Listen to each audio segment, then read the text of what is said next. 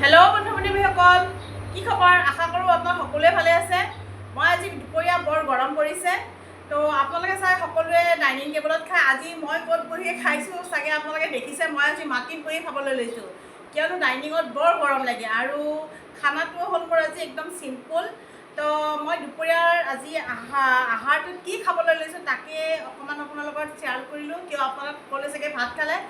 আৰু আজি মই বৃহস্পতিবাৰে ভাত নাখাওঁ আৰু ভাতৰ প্ৰতি কি লৈছোঁ বহুত বেছি লোৱা নাই দেই, একদম অলপমান লৈছোঁ। চাওকচোন মোৰ খানাটো উপযুক্ত। কেমেৰামেনে খানাটো দেখাব। এয়া অকণমান একাপ কফি, তাৰপিছতে অকণমান এয়া চেৱাই গাখীৰ দি বনাইছোঁ। আৰু এইখিনি মোৰতো ফেভাৰেট, সদায় কওঁ মিঠা নহ'লে ভাল নালাগে। এইখিনি হ'ল মিহি দানা।